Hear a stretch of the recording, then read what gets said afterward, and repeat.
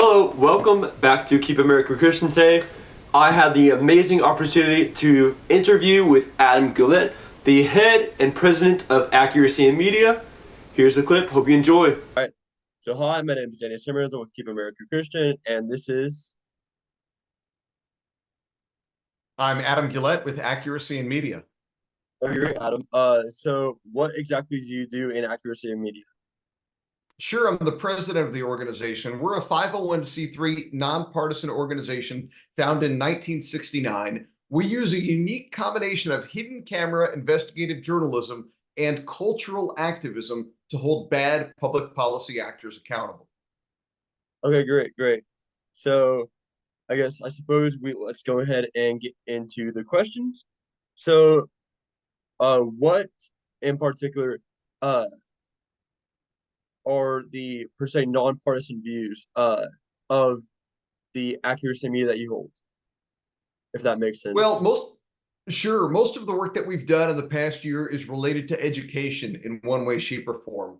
We've been investigating K through 12 education all across the country, primarily in red districts in red states. What we find again and again is that highly paid school administrators are lying to parents, deceiving parents in order to push the radical principles associated with critical race theory and diversity, equity, and inclusion. At the same time, in cultural activism, we've been going after radical anti Semites, many of whom have been brainwashed essentially by diversity, equity, and inclusion in higher education, as well as radical anti Semite public school administrators in K through 12 education. And we've been putting frowns on their faces. Yeah. Seems like you have. I've done a lot of research into Accuracy Media. Y'all do a great job. So, with all that being said, how do you think we can truly reform the public school system, and even in the private sector, how do you think we can go and truly make sure that that just doesn't happen? We don't see any DEI that is truly partisan and affects our kids. Well, traditional public education, as we know it, is irredeemable. Everybody wants to believe, well, we realize schools are bad in some places, but my child's school is the good one. I met with the principal and superintendent. I met with the teacher. Well, I'll tell you, I met with those same people, but I did it with a hidden camera. And they brag to me about how they lie to you. In many ways, it's like Congress, where people realize Congress is a mess, but 95% of congressmen get reelected because they want to think that theirs is the good one. Unfortunately, your school district isn't the good one. Well intentioned radicals are more than happy to deceive you and break the law in order to push these radical principles into the minds of your children. The only solution to that is universal school choice, like what has been enacted in states like Florida, Ohio, Arizona. That is the only solution to K through 12 education. These DEI bans and CRT bans are not worth the paper they're printed on. Exactly. So, with all that being said, how can we not only reduce the taxpayers' money that goes to the public school systems? Uh, what policies actually do you believe we should put in place to go and redirect that money, if you may? Well, really, the solution is to have the money follow the child. You can call it universal school choice or a backpack bill. But as Corey DeAngelis eloquently says all the time, we should be funding students, not systems. It's insane that public Exactly. education is structured in the way that it is. If you look at food stamps, we don't geographically assign people to a grocery store and tell them they've got to shop there. What if they don't have the products I like? Tough luck. What if the service is terrible? Too bad. What if I need gluten-free stuff and they don't sell that? Well, you tough luck, you got to buy your own. We don't do that. We give the funding to the individual and let them make the choices best for them. That's the approach that we should have to public education as well. Have the money follow the child. Exactly. So, with all of that being said, where do you see the public school system being in the next few years, and how uh, I suppose how many children do you believe will like let me rephrase that. Forgive me. Uh, how do you believe the homeschool uh arena, if you may, uh, how do you think that will come across? Do you believe that there might be more co-ops in the next few years? Do you believe will continue to see a surplus, or do you believe they might actually come into the private sector, such as private schools, such as Christian private schools, Catholic private schools? What say you? Well, great question. I think in the next few years, we're going to see an explosion of different educational opportunities. With backpack bills, with universal school choice, with the money following the child, that makes it a heck of a lot easier to homeschool your children because you've got an education savings account. In addition, we'll see new hybrid virtual learning models. We'll see a lot more of like learning pods where small groups of families hire teachers and tutors directly for their children. It's going to spawn all kinds of different innovation. I think it will also mean that since we'll have an increased demand, a lot of communities that don't currently have charter schools or private schools will gain those opportunities as soon as there is a backpack bill in their community. And I think it's really, really exciting to kind of have that marketplace of solutions offering so many different options to parents and to children and to families. It's incredibly bright. And what's wonderful to see as well is that universal school choice, it's the civil rights issue of our time, and it's increasingly a bipartisan issue. Even the Democrat governor of Pennsylvania now is openly supporting expanding school choice in his state. It's perhaps, for my money, the most important issue out there. Yeah, it can truly help our children. Our children are being, not in the physical sense, but mentally being tortured with how much DEI, how much CERT, and all the propaganda that is currently being pushed on them. And with all of that, even the college culture, we are forced to go to college, not literally, but with how much our culture talks about it, it's essentially college or the highway. So, with all that being said, do you think that we'll continue to see less people actually going to college and realizing that the college system is not exactly worth it, and more people going to trades, or where do you think that will happen? Well, I think we're certainly headed in that direction. What I would desperately love to see would be some of these supposedly conservative Republican governors acting to reform higher education in their state. I'm biased as a Floridian, but in many ways, we led the way, both with getting a reasonable president in Ben Sasse, who took over my former university, the University of Florida, and also the way Ron DeSantis reformed a famously radically progressive college called the New School, part of University of South Florida in the Sarasota area. But think about this. If you're a Republican governor, if you're in Texas or Arizona or Florida or Ohio, and you're serving a term as a Republican governor, why in the heck are you sending billions of our tax dollars to these radically progressive universities where our laws are ignored, where they push nothing but radical ideas? I don't understand it. Why would they take my money and ship it off to an indoctrination factory? And on top of that, of course, as bad as higher ed has been, K through 12 ed is now potentially getting even worse. The students arrive at their universities even more radical than their professors. And that's from the critical race theory, DEI principles we see in these states. And it's mind boggling to see a state like Texas where they have less school choice than New York, less school choice than California, because these rhino rural Republicans block it every step of the way. Exactly. And kind of going down the ladder here, what do you think about the fact that it has been shown, studies have been came out that as kids grow up, starting from pre-K all the way on to high school, that our IQ has substantially lowered throughout the pre-K to graduate arena. Well, I'll tell you, Newt Gingrich actually summed this up best when he said that we need to stop pretending that K through 12 education exists to educate children. It doesn't. You look at the numbers, they fail at that. So why should we define them as a public education system when they don't educate the public? Well, then what do they do well? Without fail, every 2 weeks, every teacher gets paid. They don't mess that up. And every paycheck, without fail, a portion is taken out for the unions. That doesn't get messed up either. They don't conveniently fail at that test. And then every election, without fail, that money is given to far left candidates. It's a system that exists to take tax dollars and funnel it to big government left-wing candidates. Do some children get educated along the way by truly noble, wonderful teachers? Absolutely. But Yes, that is the exception, not the norm. That's a byproduct of a corrupt system. As we know it, the system is inherently broken, inherently corrupt, and it needs to be dismantled. indeed.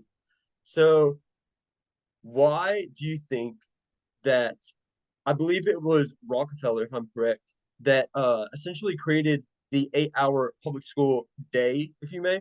And why do you think uh people are starting to wake up to realize that it is truly not good for our children? In fact, it's like you said, it's horrible.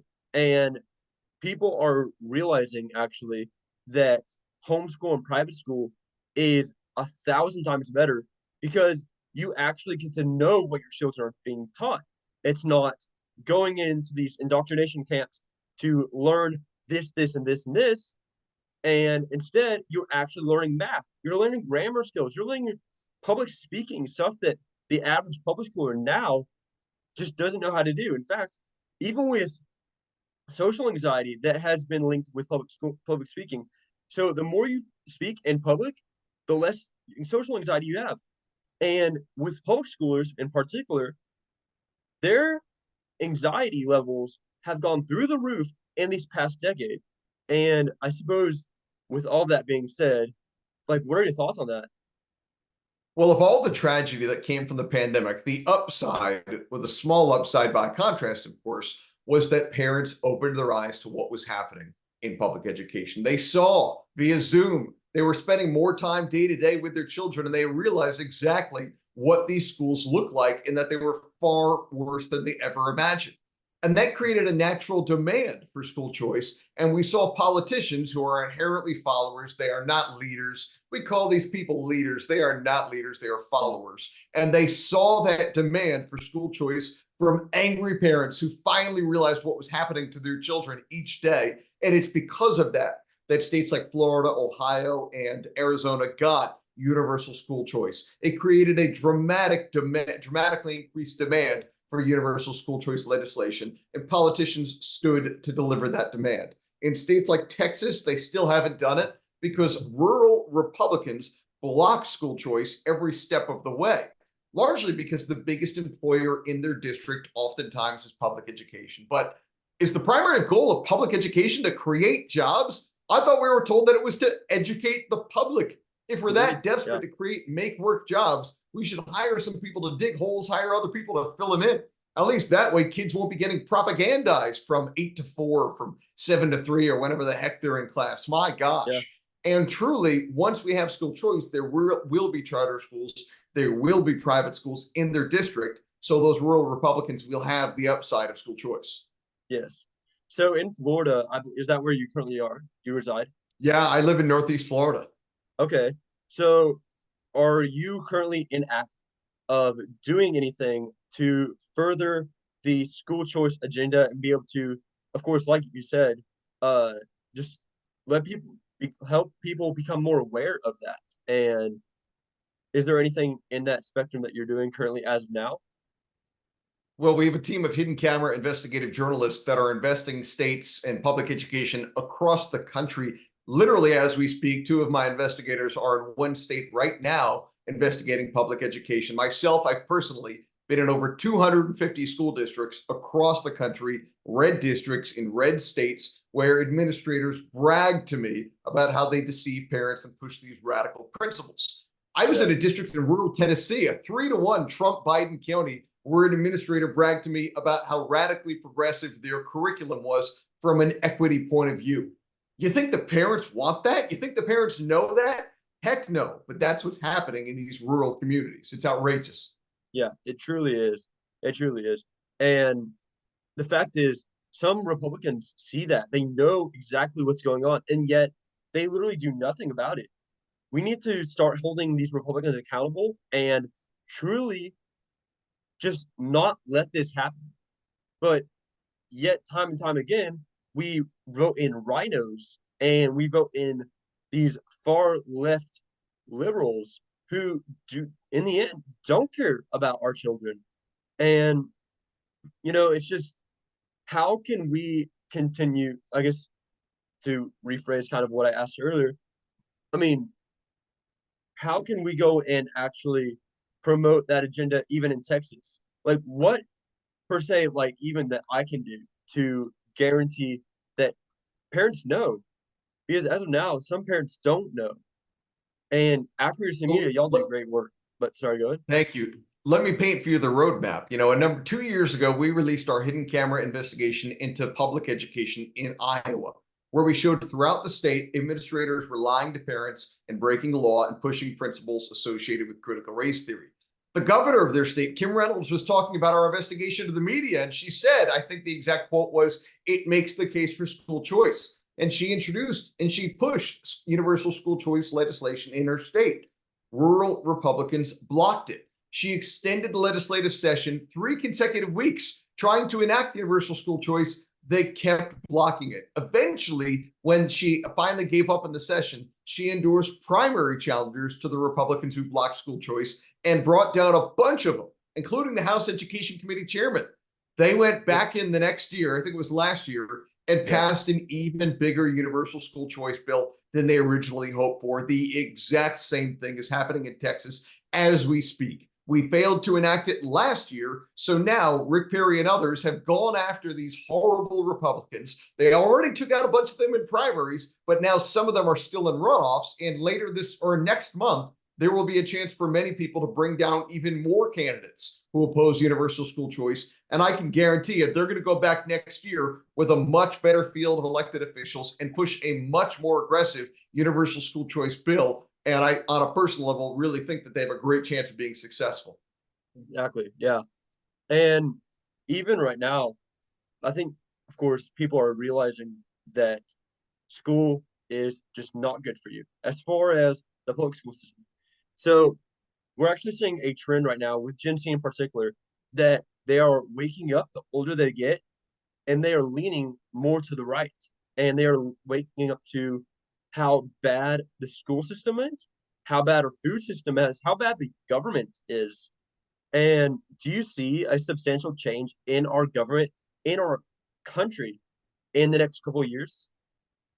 You know, we always see polling related to young people, and it varies wildly. Yeah. Anybody, it seems, for young people historically can poll and find whatever data they want. This generation is the most far left generation we've ever seen. This generation is trending further right than prior generations at the same time. We always see whatever the heck, we want to see. There's always a poll to prove whatever point they want with young people. We also consistently will see things like young people turned out at a higher rate than ever. But in those same elections, overall turnout was a higher rate than ever. And young people might even have turned out as a smaller percentage of the electorate than normal. The polling data related to young people is like a Rorschach test of clouds. You can kind of see whatever you want to see. Yeah. So would you say that America will continue to just swing across the next 20 years, 20, 30 years? Well, the nature of any small r Republican style government is that government gets bigger and bigger and bigger. The republic turns in essentially to a democracy, and a democracy essentially turns into a tyranny. That's the nature of small r Republican style government. Now, with human progress, we're in an incredibly unique situation where, even in many ways, as liberty has eroded, it's also expanded. Because even if we have more laws regulating speech than we had in 1787, we've also got the internet. So even if we have laws related to speech, I can share my ideas across the globe in a way that was unimaginable just a half century ago, just 30 years ago. We might have more laws governing trade and restricting trade and more tariffs than we had in 1787. But again, through the power of the internet, I can engage in commerce with people on every foot of the globe. It's truly incredible. So, while in many ways governments are growing, human ingenuity and prosperity also are growing in such a way to kind of counteract it to a degree and ensure that human freedom, despite historical precedents, in many ways continues to increase. Indeed. And I don't know if you know this, but it's just come out that Biden has officially now enabled him to be able to essentially make changes to the internet, to be able to control what gets posted on the internet. How do you think we can come back as a country to guarantee that the internet has freedom of speech? Well, I'm skeptical about whether or not that's really the case. You know, Biden, when he tries stuff like that, he gets shot down by the Supreme Court many times. And beyond that, if we have to choose a side and who we think is going to be more effective at controlling the internet, Biden or any teenager, my money's on the teenager. You know, just like in China, they have all these incredibly restrictive laws and rules on the internet, but the Chinese get around it left and right, and they're in a far more dangerous totalitarian society. If they're able to get around a totalitarian government like that, I think we could probably get around Sleepy Joe when it comes to internet rules. Now, that's not to say that I'm not fearful of increasing government control over the internet, oftentimes pushed by Republicans. Republicans are often guilty as well of trying to regulate the internet in a dangerous, dangerous way. My strategy when it comes to the internet, as when it comes to most things, is to keep the government the heck out of it. Government creates problems, not solutions. DC is where problems get built, not where they go to die. Yeah. So would you say that's the same? We're kind of getting off topic here, but would you say it's the same with like per se Amtrak? Because currently with Amtrak, this is just an example, but the government decided they wanted to go and get involved, and essentially Amtrak has only slowed down in how it's actually progressed throughout the century, throughout this decade. So well, I'm biased as a flirt. Oh, sorry. So would you say it's like very, very similar as far as just the government always continuing ruining things, or would you say there's any chance that the government can, in any way, shape, or form, correct something to make something better? Governments fail. That's basically all they do, with very, very few exceptions. Government has the Midas touch of poop. You know, everything they touch turns to a bit of a disaster. We've got to remember that government couldn't set up a website to sign people up for a healthcare program. They've spent, hundreds of millions of dollars and failed at that task. Contrast Amtrak with what we're seeing with Brightline in Florida. Brightline is an entirely private system that's incredibly efficient, incredibly cost effective, and delivers a truly incredible product. And their unique business model, or at least unique to the United States, is similar to what we see with train companies in Europe. They deliver an excellent product, and they don't even really break even on the actual train service. Instead, Brightline buys up the land around the train stations and acts as a landlord at the newly increased property values wherever they build a train station. It's a concept that government would never be able to execute, but a private company does it quite well. And they do it with a Republican Florida legislature that forced Brightline to calculate how much tax revenue the government would lose from the Florida's Turnpike. And then they're forcing Brightline, the Republican Florida legislature is forcing Brightline to reimburse our state the tax revenue that they're losing, which is utterly insane because we're always told that these tolls are user fees. Yet even if I take a train, I'm still de facto going to have to pay a toll through Brightline. So you've got Amtrak with all of the government subsidies and no property taxes. They fail. You've got Brightline that is forced to pay tolls for cars that are not driven, and they're still succeeding. For me, that's the ultimate contrast between public and private sector. And exactly. I got to bounce. I got time for one more quick question, and then I got a radio show to jump on. Oh, no worries. Hey, I want to thank you for everything. Thank you for your answers. Thank you for your questions. And I hope you have a great day. Good luck at the radio show. Thank you so much for having me. Happy to help you guys out anytime in any way. And I really appreciate the work that you're doing. Thank you. Thank you very much. Take care. Thanks, man. Cheers. Cheers. If you watched all the way through, thank you for listening. Subscribe, like, and turn on those post notifications for every single video. Have a great day.